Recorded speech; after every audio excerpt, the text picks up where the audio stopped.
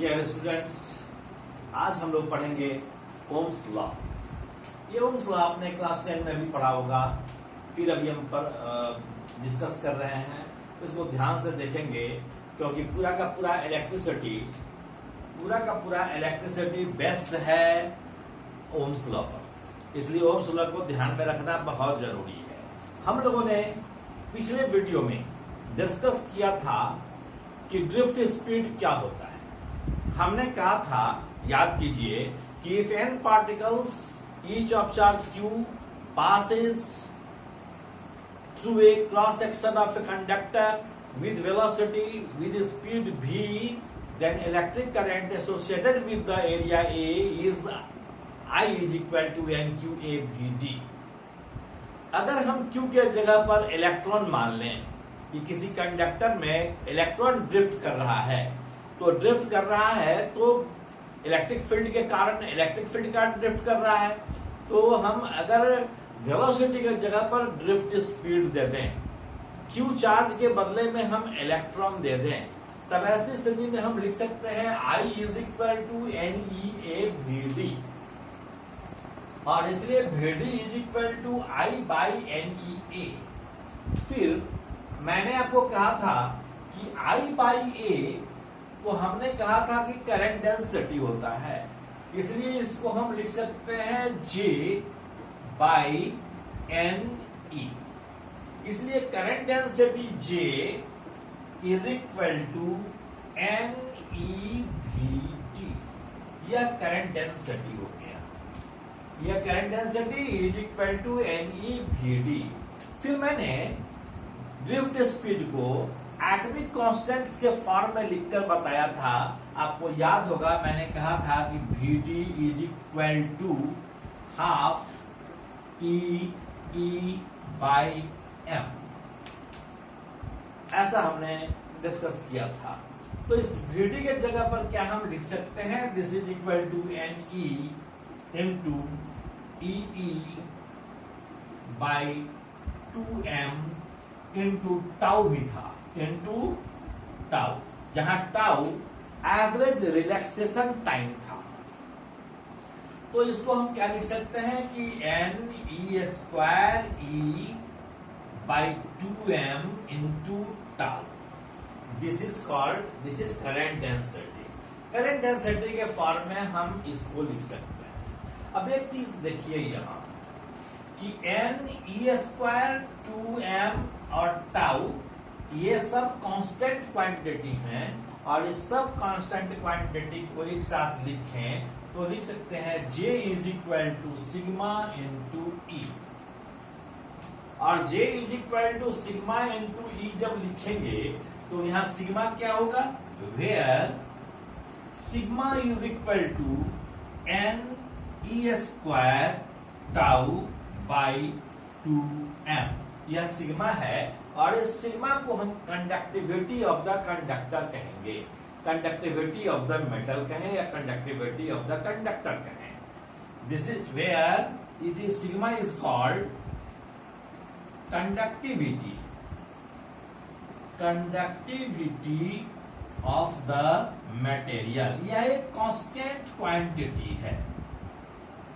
अब J is proportional to E हम कह सकते हैं, that is J is proportional to E। यह कहलाता है Ohm's law. This is Ohm's law, this is Ohm's law. यानी ओम्स लॉ कहता है कि current density is directly proportional to electric field. इस बात को आप ध्यान में रखेंगे, इसी को हम ओम्स लॉ कहेंगे। लेकिन यह तब कहेंगे जब जितने भी फिजिकल कंडीशंस हो वह कांस्टेंट फिजिकल कंडीशंस हो। कांस्टेंट फिजिकल कंडीशंस का मतलब क्या हुआ, टेम्परेचर कांस्टेंट हो, प्रेशर कांस्टेंट हो, और जितने पैरामीटर हो सकते हैं ये कांस्टेंट हो, जितने ये सब जो चीज है। और स्पेशली हम यहाँ कहेंगे टेम्परेचर के लिए, जहां टेम्परेचर ही ज्यादा वैरी कर सकता है। तो टेम्परेचर कांस्टेंट हो तब हम लिखेंगे J is proportional to E, और इसी को हम कहेंगे, क्या कहेंगे, this is called Ohm's law. अब इसका स्टेटमेंट लिखते हैं, तो हम लिखते हैं ओम्स लॉ का स्टेटमेंट है, at constant physical conditions the current density is directly proportional to the electric field set up in the conductor. इस बात को आप ध्यान में रखेंगे, यानी J is equal to sigma E, यह हमारा ओम्स लॉ है।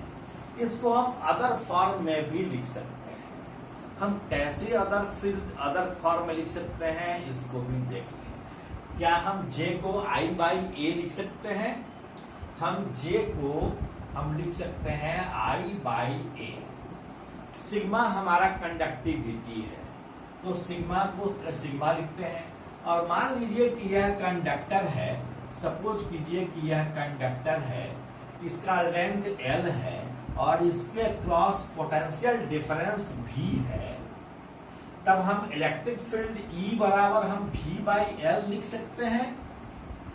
Electric field is equal to V by L, और तब हम E के जगह पर V पोटेंशियल डिफरेंस है डिवाइडेड बाई L लिख सकते हैं, या V इज इक्वल टू हम लिख सकते हैं I by A into L divided by rho. अब यह 1 बाई रो जो है, 1 by rho is called resistivity of the conductor. इसको हम रो के रूप में लिख सकते हैं। 1 बाई सिग्मा को हम रो लिख सकते हैं। 1 बाई सिग्मा को हम लिख सकते हैं I by A into L into 1 by sigma को रो, जहां रो बराबर है 1 by sigma called resistivity of the conductor. यह कंडक्टर का एक गुण है, एक प्रॉपर्टी है रेसिस्टिविटी। यह कंडक्टर की प्रकृति है, इसके ज्योमेट्रिकल शेप और साइज पर इसका कोई असर नहीं होता है, या डिपेंड नहीं करता है ज्योमेट्रिकल शेप पर कंडक्टर के। यह कोई भी किसी भी शेप का कंडक्टर हो, अगर वो एक पर्टिकुलर मेटल का वह कंडक्टर, एक पर्टिकुलर मटेरियल का कंडक्टर होगा, तो उसका रेसिस्टिविटी कांस्टेंट होगा। अलग अलग मटेरियल के लिए अलग अलग रेसिस्टिविटी होगी। तो हम रो लिखा, V इज इक्वल टू, अब देखिए यहां क्या इसको हम लिख सकते हैं, इसको हम लिख सकते हैं I बाई A है यह, तो इसको हम लिख सकते हैं रो L बाई A। अब रो L बाई A क्या हो गया, इंटू I। इस रो L बाई A को हम कहते हैं रेसिस्टेंस ऑफ द कंडक्टर।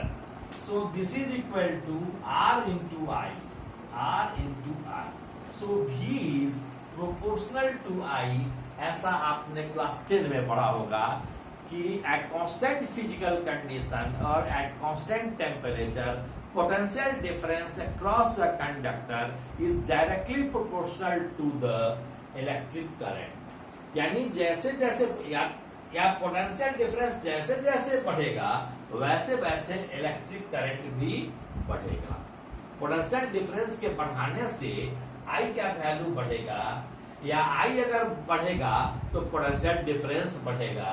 इस बात को ध्यान में रखेंगे। और R क्या है, R रेजिस्टेंस है, वेयर R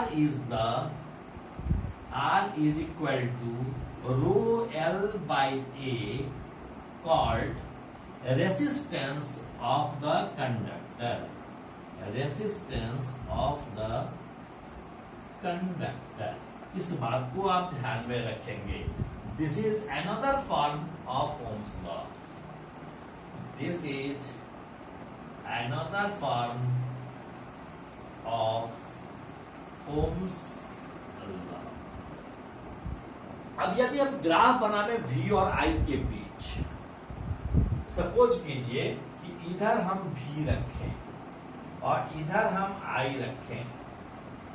V को जैसे जैसे बढ़ाएंगे वैसे वैसे I बढ़ेगा। बिना पोटेंशियल डिफरेंस के किसी कंडक्टर में करंट का फ्लो नहीं होगा। तो पोटेंशियल डिफरेंस यदि जीरो होगा, ऐसी स्थिति में कोई करंट का फ्लो नहीं होगा। इसलिए यह ग्राफ आएगा ओरिजिन से गुजरता हुआ एक स्ट्रेट लाइन, क्योंकि V is proportional to I है एट कांस्टेंट टेम्परेचर या एट कांस्टेंट फिजिकल कंडीशन। एक बात का ध्यान रखना है, एट कांस्टेंट फिजिकल कंडीशन। अब जरा सो सोचिए कि यह जो स्लोप होगा, यह स्लोप कितने के बराबर होगा? यह स्लोप जो होगा I बार, ये क्या है? I है, और यह क्या हो गया? V। I बाई V का रेशियो 1/r के बराबर होगा, और यह स्लोप 1/r है। स्लोप क्या है? इसका स्लोप होगा 1/r के बराबर, और 1/r को हम क्या कहते हैं? कंडक्टेंस कहते हैं। R is the resistance and 1/r is the conductance, not conductivity. Conductivity के लिए हमने सिग्मा का प्रयोग किया था, यह कंडक्टेंस है, और कंडक्टेंस को G से हम इंडिकेट करेंगे। G is equal to 1/r। What is the unit of R? देखें अब यूनिट ऑफ R होता है ओम। ओम को लिखा जाता है ऐसे। ओम रेसिस्टेंस है क्या? Resistance is the property of a conductor by virtue of which it opposes the flow of current through it। यानी रेसिस्टेंस वह किसी मटेरियल का प्रॉपर्टी है, गुण है, जिसके कारण उससे होकर करंट के फ्लो होने में बाधा पहुंचती है। ये बाधा पहुंचती क्यों होगी? मैंने बताया था कंडक्टर का जो स्ट्रक्चर होता है यह लैटिस स्ट्रक्चर है, और आप जानते हैं कि जब इलेक्ट्रॉन फ्लो करता है तो लैटिसेस से टकराता है। जितना ज्यादा वह लैटिसेस से टकराएगा उतना ही ज्यादा रेसिस्टेंस उसमें होगा। इसीलिए हम आगे बताएंगे कि टेम्परेचर डिपेंडेंस बताएंगे उसका, कि टेम्परेचर अगर बढ़ाते हैं तो थर्मल कॉलिजन इलेक्ट्रॉन्स का लैटिसेस के साथ ज्यादा बढ़ जाता है, और उसके कारण अपोज करने की टेंडेंसी, करंट के अपोज होने की टेंडेंसी बढ़ जाती है। अर्थात resistance is the property of a material by virtue of which it opposes the flow of current through it. इस बात को ध्यान रखिए। कंडक्टेंस है यह, कंडक्टेंस को हम G से इंडिकेट करते हैं। यह कंडक्टेंस है, रेसिस्टेंस के रेसिप्रोकल को कहते हैं। रेसिस्टेंस के रेसिप्रोकल, अर्थात conductance is the ability of a material to permit the electric current through it. यह एबिलिटी है जिसके कारण यह इलेक्ट्रिक करंट को ज्यादा वह परमिट करता है, और यह चूंकि इसका रेसिप्रोकल है इसलिए हम पर ओम लिखते हैं, या इसी के साइन को उलट देते हैं और इसका यूनिट लिखते हैं मो। आप देख सकते हैं स्पेलिंग को, OHM होता है ओम, और हमने लिखा MHO, ठीक उसी को उलट दिया, तो यह हो गया मो। इसको हम मो से इंडिकेट करते हैं, इसका यूनिट को। इसके बाद है यूनिट ऑफ रो। हमने बताया रो इज इक्वल टू क्या होता है? R is equal to rho L by A. हमने बताया था कि R is equal to rho L by A, तो रो बराबर हो जाएगा RA बाई L।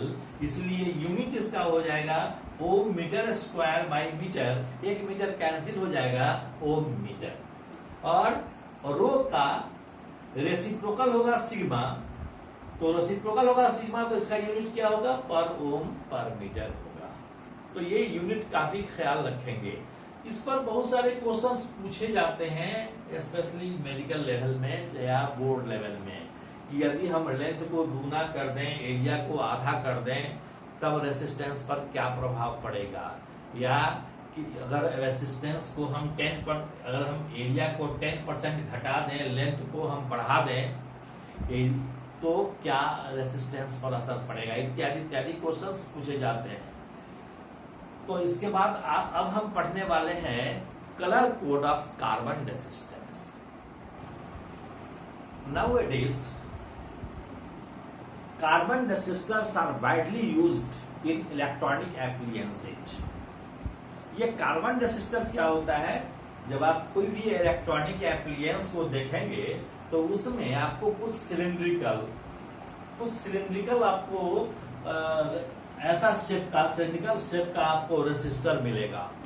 ये रेसिस्टर पर कलरफुल रिंग्स बने होते हैं। इस रिंग से आप पहचान लेंगे कि यह कार्बन रेसिस्टर ही है और इसमें 2 तार निकले हुए होते हैं। इससे आपको पहचान में आ जाएगा कि यह कार्बन रेसिस्टर है। हाई रेसिस्टेंस को दिखाने के लिए बहुत कम स्पेस में हम कार्बन रेसिस्टर का प्रयोग करते हैं। सेमीकंडक्टर डिवाइसेस में या इलेक्ट्रॉनिक एप्लियंसेस में हम इसका उपयोग करते हैं।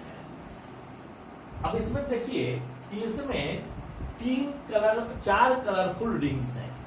3 रिंग एक दूसरे के काफी निकट बना हुआ है, लेकिन चौथा रिंग जो होता है थोड़ा दूरी पर रहता है, जिससे आपको पहचान में आ जाए कि यह चौथा रिंग अलग है जो टॉलरेंस दिखाने वाला है।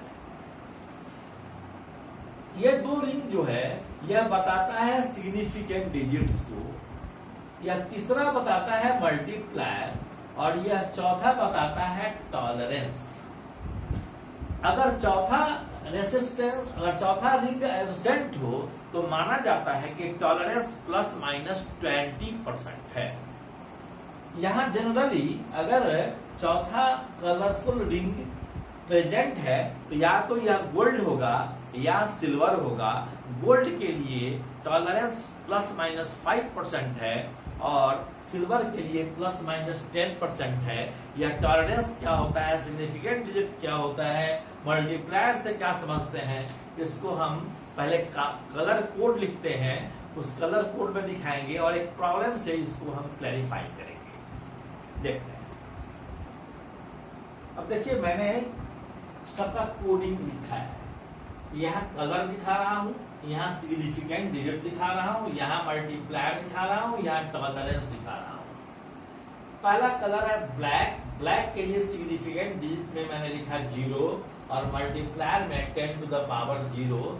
इसका कोई टॉलरेंस नहीं है, टॉलरेंस 0 ही है। ब्राउन के लिए सिग्निफिकेंट डिजिट 1, 10⁻1 मल्टीप्लायर है। उसी तरह से ऑरेंज के लिए 3, 10⁻3, येलो के लिए 4, 10⁻4 एंड सो ऑन। गोल्ड और सिल्वर के लिए सिग्निफिकेंट डिजिट के रूप में इसका उपयोग नहीं होता है। गोल्ड के लिए तो मल्टीप्लायर है 10⁻1 और सिल्वर के लिए मल्टीप्लायर है 10⁻2।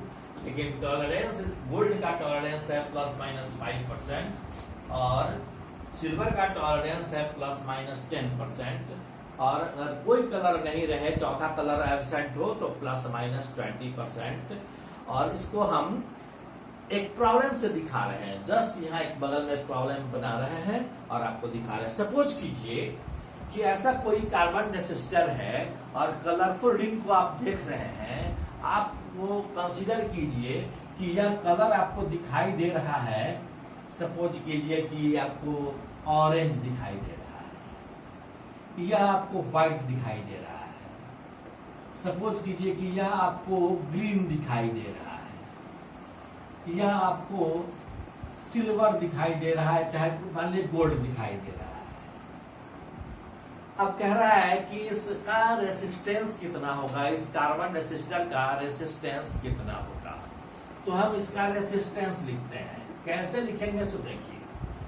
पहला कलर है ऑरेंज। यहां देखिए ऑरेंज में सिग्निफिकेंट डिजिट के जगह पर क्या लिखा हुआ है, 3 लिखा हुआ है। तो हम यहाँ 3 लिखिए। इसके बाद देखिए कि यहाँ क्या है, या कौन सा कलर दिखा रहा है, व्हाइट भी सिग्निफिकेंट डिजिट में ही आता है। तो यहाँ मैंने दूसरा रिंग भी सिग्निफिकेंट डिजिट को ही दिखाता है, इसलिए व्हाइट में आप सिग्निफिकेंट डिजिट में देखिए क्या नंबरिंग किया हुआ है, क्या कोड किया हुआ है, यह 9 है। तो 3 9 हो गया। अब मल्टीप्लायर है। थर्ड रिंग बताता है मल्टीप्लायर, यानी हम मल्टीप्लाई करते हैं इसको और मल्टीप्लायर को लिखते हैं। मल्टीप्लायर में ग्रीन है। ग्रीन देखिए यहाँ ग्रीन के लिए मल्टीप्लायर में चलिए कितना है मल्टीप्लायर में वैल्यू 10⁻5। 10⁻5 इतना ओम इसका रेसिस्टेंस, इसके रेसिस्टेंस का वैल्यू है। इस कार्बन रेसिस्टर का रेसिस्टेंस कितना है। लेकिन इसका टॉलरेंस है ±5%। तो इसमें ±5% का फ्लक्चुएशन हो सकता है। या इसमें इतना टॉलरेंस है, इसका मतलब है कि इस रेसिस्टर का वैल्यू, रेसिस्टेंस का वैल्यू इससे +5% भी हो सकता है, इसका -5% भी हो सकता है। तो हम R का वैल्यू लिखेंगे 39 × 10⁵ ±5%। इतना ओम का रेसिस्टर है। इसी तरह से कोई प्रॉब्लम आपको पूछा जाएगा तो आप प्रॉब्लम कर लेंगे। एक टिप मैं बताता हूं कि इतना कोडिंग कैसे याद रहेगा। तो हम एक सेंटेंस लिख रहे हैं, इस सेंटेंस से आप याद रखेंगे। इस सेंटेंस में हम कुछ लेटर को ब्लॉक लेटर में लिखेंगे, शेष को हम स्मॉल लेटर में लिखेंगे। स्मॉल लेटर केवल सेंटेंस को पूरा करने के लिए है या वर्ड्स को पूरा करने के लिए है, लेकिन प्रत्येक ब्लॉक लेटर किसी कलर को रिप्रेजेंट करेगा। अब मैं लिख रहा हूं बी राय of Great Britain has a very good wife wearing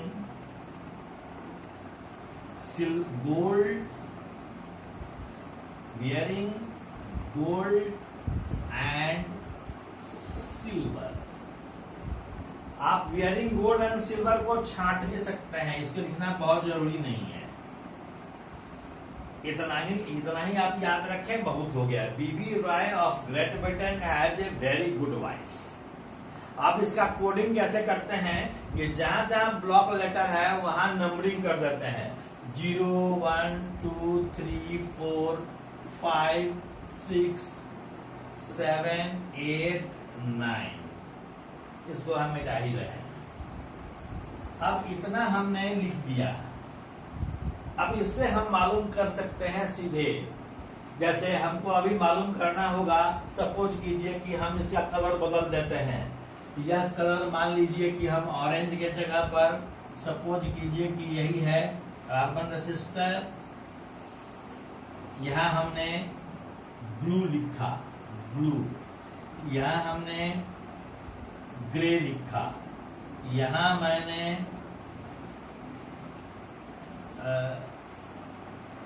red लिखा और यहां हमने सिल्वर दिया, यह है सिल्वर। अब इसका कार्बन रेसिस्टेंस मालूम करना है। ब्लू, तो यहां ये पहला ब्लैक है, दूसरा ब्राउन है, याद रखिएगा। तो ये 6 नंबर पर जो होगा यह ब्लू होगा। तो पहला तो सिग्निफिकेंट है, तो 6 लिखेंगे। R = 6। इसके बाद क्या है, ग्रे है, तो ग्रे यहाँ है 8 पर, तो 6 8। इसके बाद मल्टीप्लायर है रेड, तो यहाँ रेड देखिए बीबी राय 3, राय में 2 है, 0 1 2 पर है, तो 10⁻² मल्टीप्लायर है ओम। प्लस माइनस सिल्वर कितने पर है, 10% पर है, 10% टॉलरेंस है, हो गया यही वैल्यू रेसिस्टेंस का। Thank you very much, all the best.